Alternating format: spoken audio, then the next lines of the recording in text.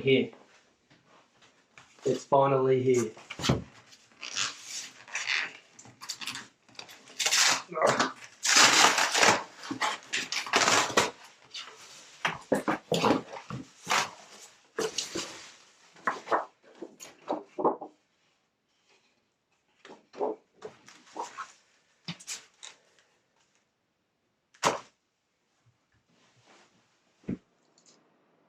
Hello guys, so this album I've been waiting for about a month and a half to arrive due to the COVID-19 delivery rate.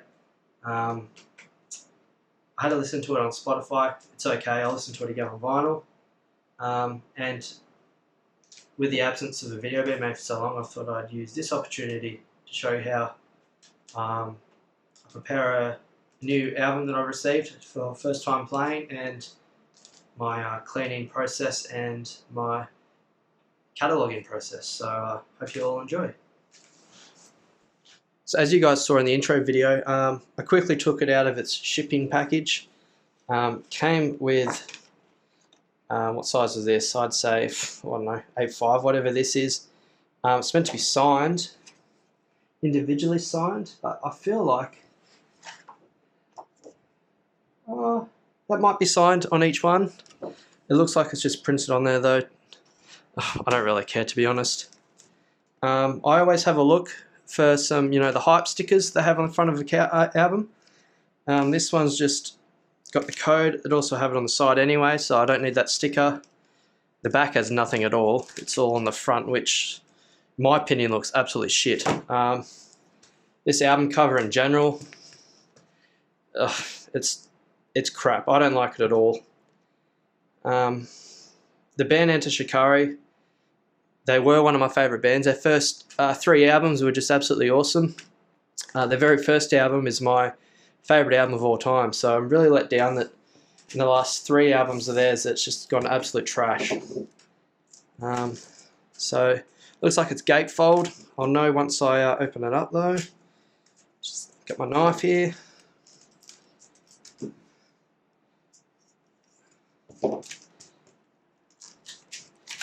So I'm not too worried about the hype sticker on this one. I might get rid of it. If it was a limited edition telling me what number out of 500 or something like that, I'd definitely keep it, but this one doesn't have that. Oh, it's got another hype sticker on the inside. So this is printed on, it's not actually a sticker. Alright, so yep, very boring gatefold. They could have done pictures in there, I don't know, they could have done something at least. Pretty pointless having a gatefold, to be honest. We're just going to do that. Pull it out. So, wow, nothing on this at all. It's got special thanks. That's it. Nothing. There's pointless. Absolutely pointless. The album, crappy paper sleeve, and it's a purple of sorts, or pink I'd say, fuchsia, with yellow and white splatter. I don't know what that is in the middle, if you can actually see that. It's just a bit of the trimmings off the side. In this sunlight, sorry about the lighting actually, to be honest, it's quite bright. I can see a lot of paper fabrics. There's a lot of dust. There's hair on this as well. That's why I always clean first after buying a new album. Typical. Gonna get rid of it straight away. Crap. So I'm actually really disappointed. I paid extra for the limited edition copy of the album. I honestly should have just got on black vinyl. Like, what am I meant to be impressed by? This here signed. Their last album that came out, I also got a copy of that, and that was signed. They actually signed the front of the album cover, whereas this one, not impressed at all. What am I going to do with this? It's just a piece of bloody cardboard. In this insert, that's it. Each side is just black. What's the point of this being in there? And then the album cover itself, that is just absolutely dreadful. Like, that's not a memorable album cover, let's be honest. the back's just black. What's the point? All right, time to clean. Okay, guys, my cleaning process is quite simple. I don't have a vacuum system yet. I'd like to get one, but at $1,000 Australian dollars, I can't really justify it at the moment. So I just make use of the Spin Clean. I picked this one up, I think it's about $50. Does well. It's designed off the one that was made in the 70s and 80s. I quite enjoy it, actually. It gets the job done. It's very simple. Has rollers. You move it into the groove for the dedicated sizes, 45, 33, and a third is usually the most common that I'll use it for. It's got these 2 felt pads on the inside, and then just distilled water that you can get from your hardware store, demineralized water. And I'll change the water out maybe every 4 or 5 albums that I clean. The actual cleaning fluid, it doesn't have to be this brand, it can be anything.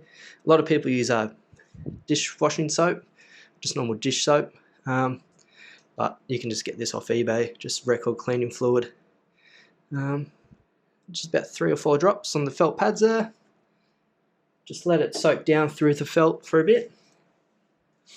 Get your album, in this case it's this one, pop it in. Now before that happens, I will need to grab these microfiber cloths that actually did come with the Spin Clean. So it came with 2, so I'll show you how I use those in a second. And it's very simple to use the Spin Clean here. So what I do is just hold on the edges. Don't use your fingers, just the flats, just where your fingers meet your hand, and just slowly rotate.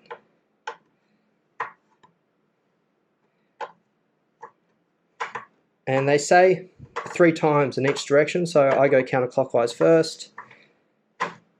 I don't count to 3, I just go for however long, because I actually do another process that I found to be better. So spin, spin, and doing this, it's a good time to find if there's any edges on a new album that have any defects, like cracks, or where the cutting was done at the end after they squash your record.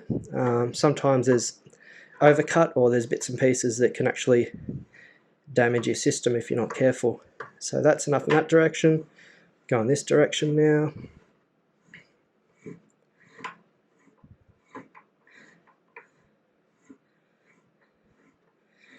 Okay, so that should be enough. Now the camera's not picking it up, but there is actually water that's running down.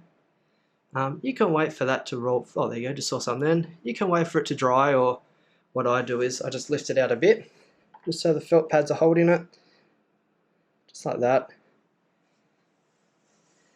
and just slowly let it drip off. But I'll skip that bit, so I'll just lift it out. Just give it a few taps, help any excess.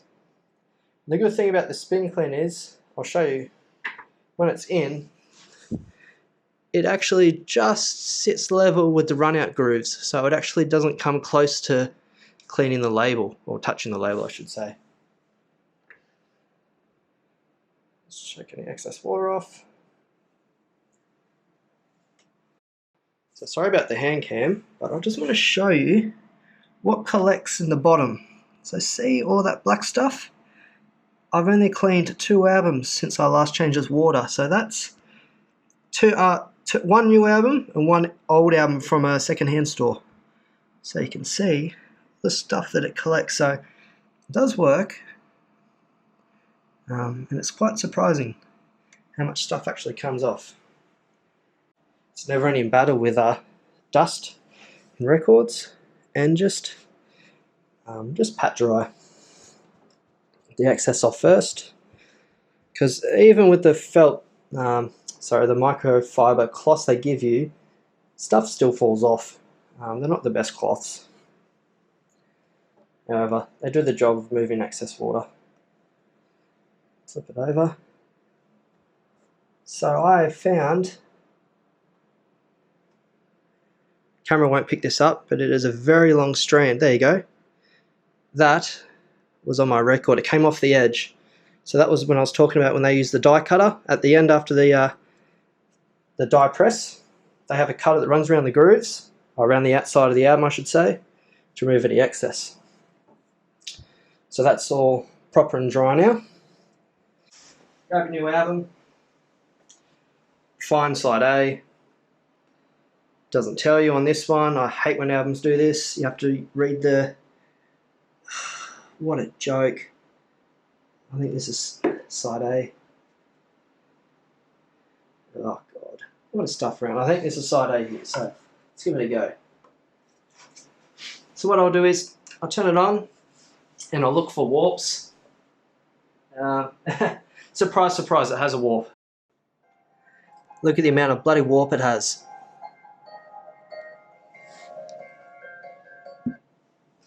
So I'll just throw the puck on, see if it makes a difference. Not really. Oh well. I'm not going to worry about sending it back because it took a month and a half to get here, so